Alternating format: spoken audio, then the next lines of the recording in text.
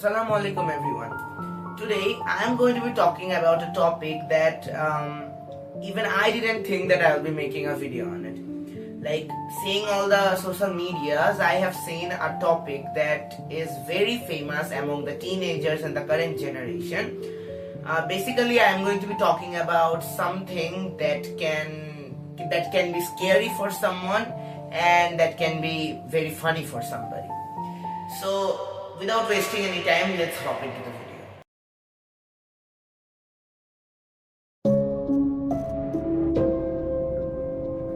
Today I am going to be talking about the infamous creepypastas. Creepypastas are basically some tales, some stories that are mostly made by different authors or different stories, culture, etc.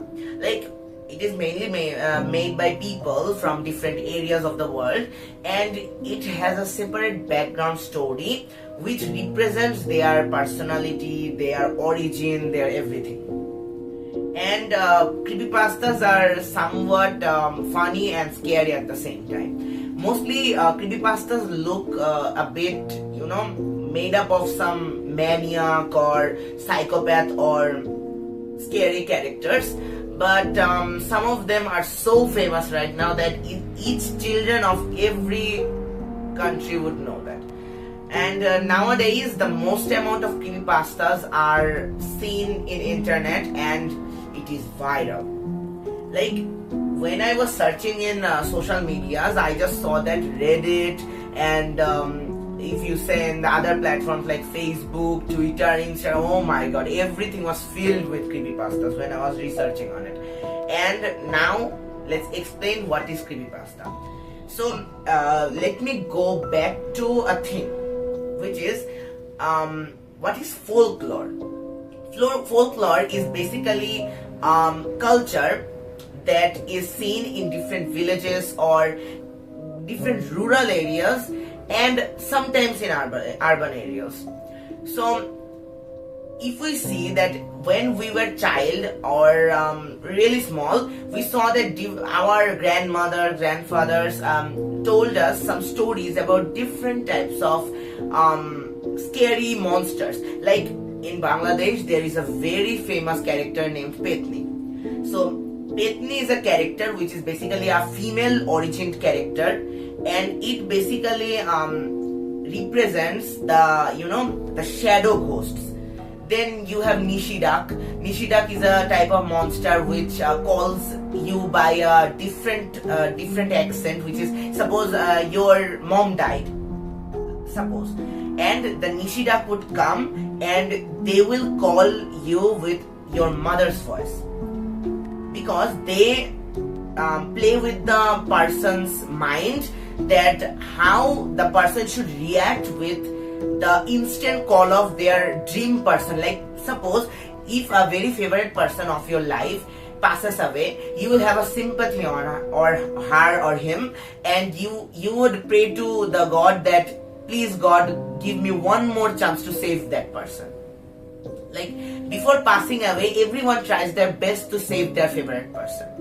And if that favorite person after passing away calls you from outside, that like whatever your name is, and he's calling you by your name, then obviously you will have a sympathy and you will go out to check. That's the mistake everyone do. And in different folklores, this story is basically said because of the outside roaming of different children. Like in almost every villages or cities, the older the teenagers get and the amount of maturity they have in their mind, they start to debate with their parents that I should go out and I should hang out with my friends, etc. But to save their children from going to this wrong path, that they should roam around without any reason, or late nights and different robbers, thieves can be their threat. To save their children from doing this, mostly the village or folklore, different urban legends that we tell usually, that urban legends are told to the people so that they don't go outside at night. But these urban legends and the creepypastas are bit different. Let's know why.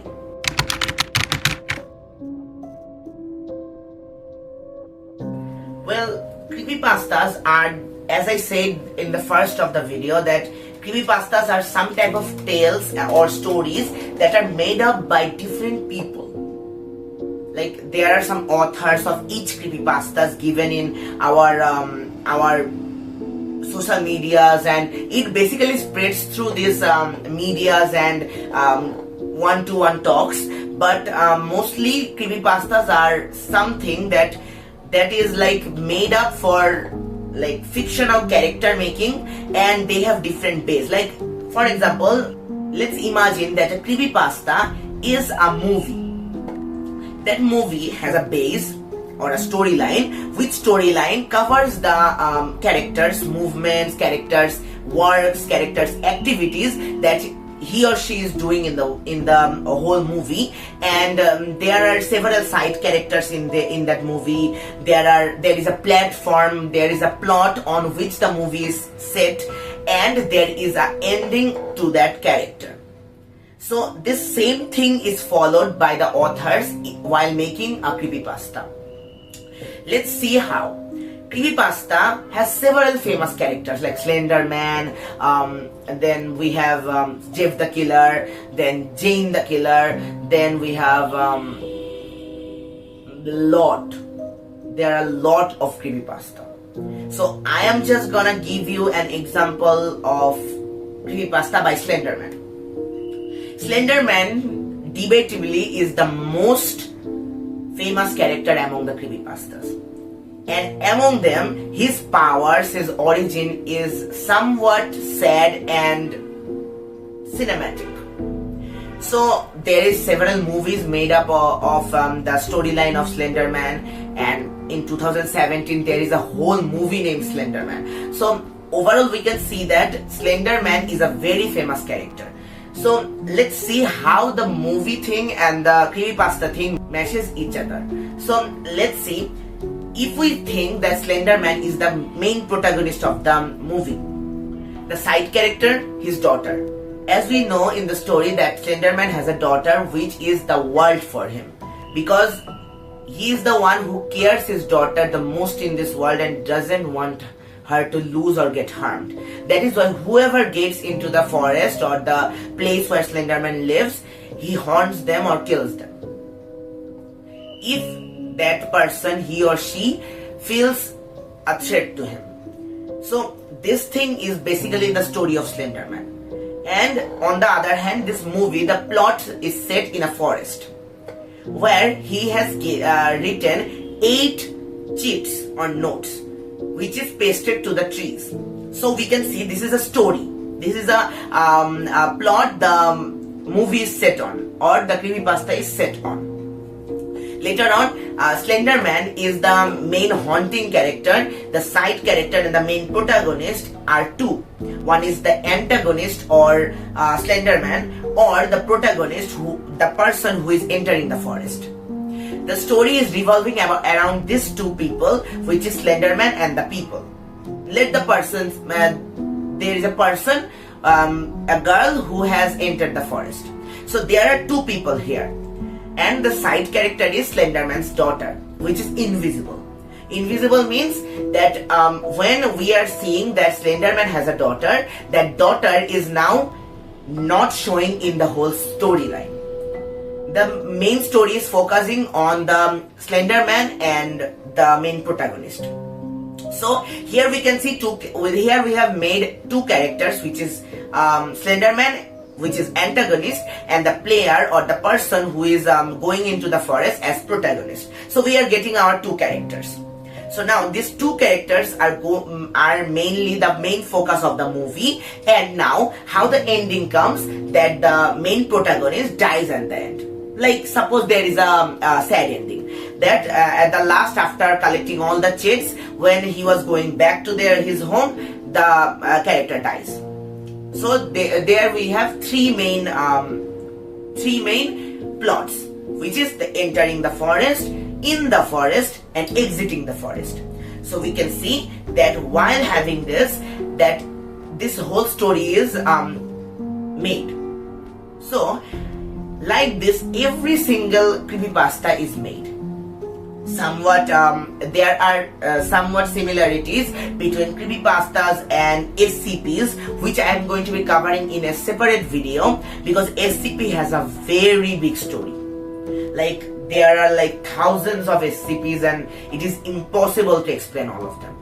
I'll be talking about some famous SCPs in my next video, so like this video to get more videos like this. So let's go back to the topic. So, like this, a story is made on creepypastas, and later on different stories are posted in social medias or one-to-one talks, and different creepypastas become famous. Now there is a simple difference between creepypastas and the urban legends. So if we say that urban legends are type of different types of folklore that are said from generations to generations. If in a way the Wukong, we know Wukong, everyone has played the Black Myth Wukong, the new game that has been released in different platforms like PS5 and computer Steams everywhere. So in this place we can see that Black Myth Wukong is also a folklore, like in a way. I'm not saying, because Buddhist also tells him as the sun god, so I am not going to keep the religious text inside it. I'm just giving a theory, because we can see that from generations by generations, people know about Wukong. How? Because he was a Buddhist monk who was at first very careless, and after he stayed in the cave, he became very serious about the world and later on became the sun god. But if we say that different urban legends of Japanese folklore like Kuchisake Onna, then there are many other folklores. Basically, Kuchisake Onna is very famous, and there is a toilet girl who died during the World War II, and a bomb had fallen into her school. She was in the toilet crying, and it just blasted, and she died immediately. So, probably that girl's name was Akai Onna. I don't know. I forgot the name. Probably her name was Akai Onna. So you can see that almost every folklore or every urban legends of Japanese culture have this Onna name at the end, because they say that lady. Onna means lady. So here, every single character is based on a folklore coming from generations to generations. So yeah, I know now you will comment me and like tell me several things that there are different urban legends which are true, which are happening in Japan. There are different streets and different corners of the street where many people have seen Kuchisake Onna. Okay, I believe that, because there is no way. I know the Almighty has created all us.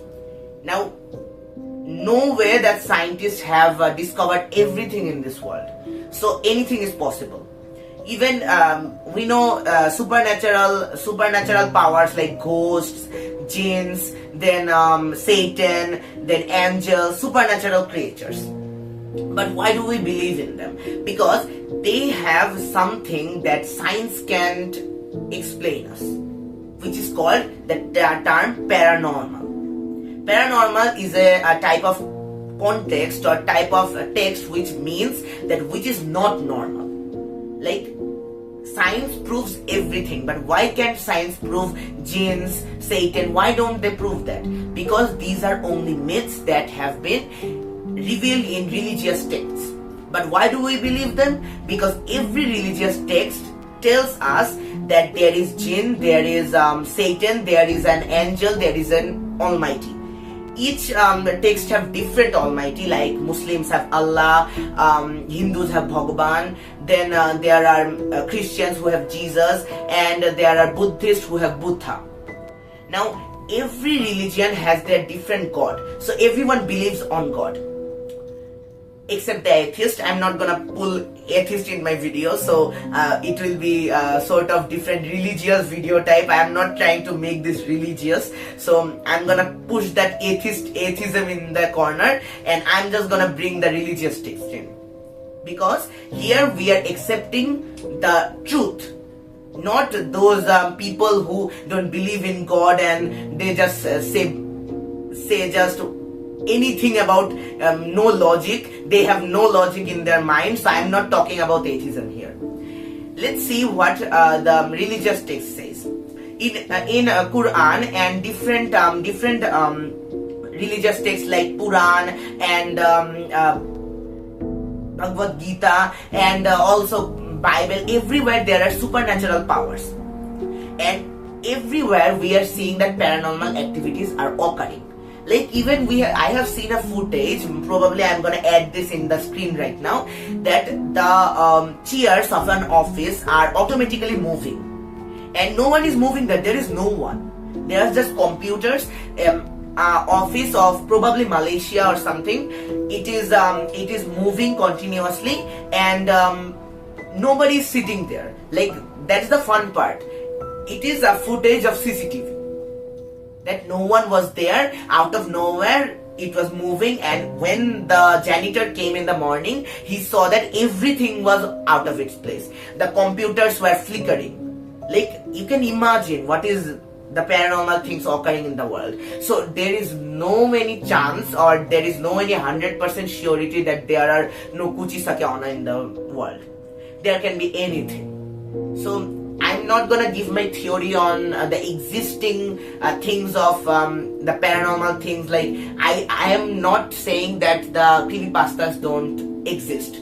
Many creepypasta can exist. Like Jeff the Killer. Suppose if I say you that Jeff the Killer is inspired by a character, would you believe me? Like it is my personal theory. Don't go ask the main authors that bro, you just took a character from the history and then pasted in your script and then made it a whole separate character. No, I am giving my theory. Jeff the Killer is a severe serial killer, and this guy kills whoever he sees. He gets pleasure in the killing. Now what can we do? But this same pleasure and this same awkwardness, this same powerful killing or serial killing has been seen.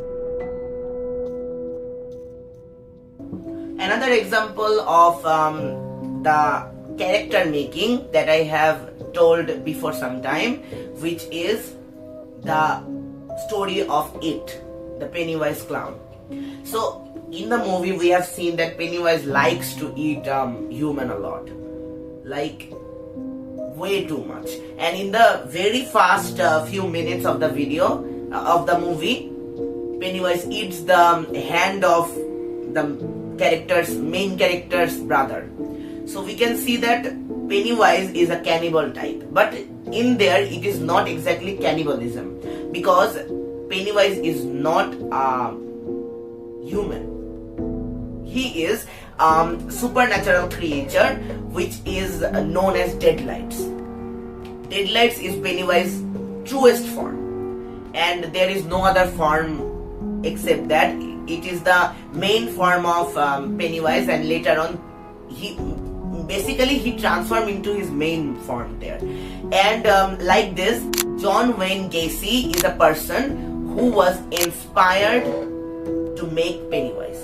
John Wayne Gacy was a person who was clown dress-up guy who stood in front of different schools, different colleges, different circus, etc.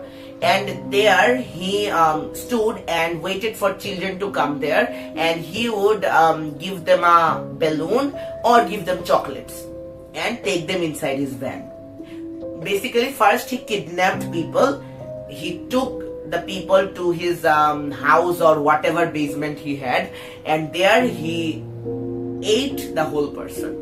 So you can see a huge example of cannibalism here. So we can see that this guy is getting inspired to make Pennywise. Like this, the creepypastas are usually inspired to make different from different true stories creepypastas are inspired to make. On the other hand, if we say about urban legends, as I said, urban legends are true stories or fictional stories used by parents who knew this from their older parents, to their older parents, like this generation by generation. So we can see a huge difference between these two things. And now if you want some videos on urban legends too, I'll be making separate parts of urban legends, like suppose Japanese folklore and urban legends, then Bangladeshi, Indian, Pakistani, every type of urban legends I will be covering in this channel. Wait for it. You gotta subscribe, of course. Otherwise, it supports me a lot. If you subscribe my channel, then it supports me a lot. So we can see that in every single place we are seeing that there is a huge difference between these two. So there is nothing much to describe about creepypastas anymore. So I have described you what creepypastas truly are. And if you want a video on only creepypastas and their backstories of different famous creepypastas, I'll be waiting for your comments. If you guys comment me to make another video on creepypastas part 2 and how creepypastas were born, how they were, what were the most famous creepypastas and their backstories, I'll be covering everything in that video. So guys, thank you for watching this video. I hope you have liked this video a lot. It was a lot effort to get all the informations from places, like different websites, so it took a lot of time. One subscribe of yours supports me a lot to make different videos, and if you want more videos like this, please like this video. I'll be aiming for 10 likes in this video, and if 10 likes comes, I'll be making another video on creepypastas or urban legends, one of these two, and hope that video will be better than this.